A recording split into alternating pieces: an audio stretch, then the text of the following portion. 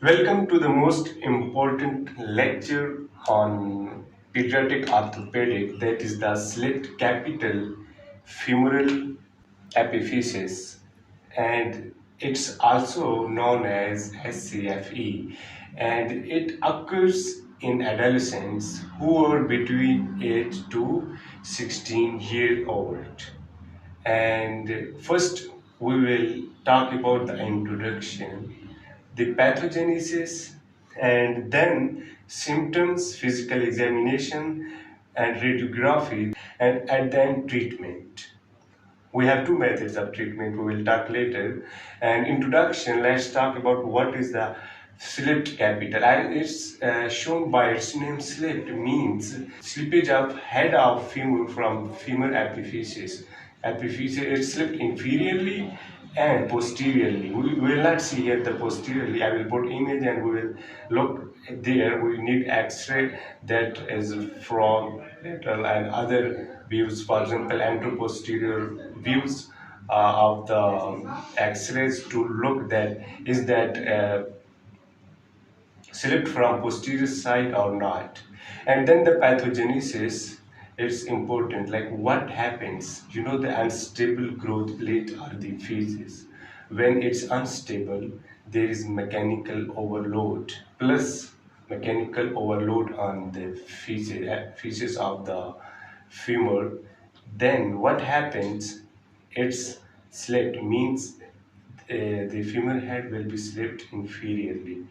And why it happens? Because of bone metabolism, for example, hypothyroidism, growth hormone deficiencies, and other one is the Down syndrome. Renal acid dystrophy causes unstable growth plate, and the femur head is slipped. And the symptoms, what are the symptoms? Pain. Pain is the most important, plus the painful lump. These two, plus the radiography, will lead to the diagnosis, means it's clinical diagnosis sometimes. Painful lump is felt on the groin, on the hip, because of the slippage of femoral head.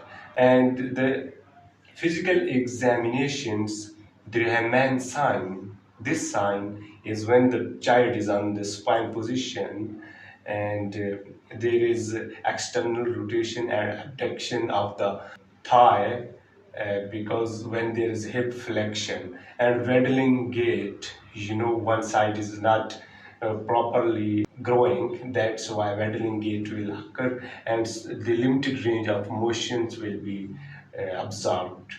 In radiography, this is the most important one, steel sign, that is the double density sign. Okay, this double density sign will be happening and will be seen in the radiography, and we need anteroposterior and frog leg lateral views to look that is that the femoral head is slipped posteriorly or not, because we cannot see it slipped, but we see only the femoral head is slipped inferiorly.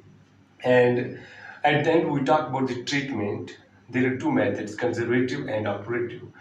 The treatment of this condition is only treated operatively, means we fix the bone with screws, okay? And for example, sometimes there is not proper condition of the child to be operative, then we need conservative therapies, that is the non-weight bearing collective wheelchair. We need for all patients this before the treatment to prevent further slippage of the femoral head. And the complication for this disease are, for example, AVN of the femoral head, chondrolysis, and osteoarthritis. So we wrap up all the lectures and seeing that what we learned the introduction, what we need to know about the pathogenesis and symptoms, radiography, and then treatment.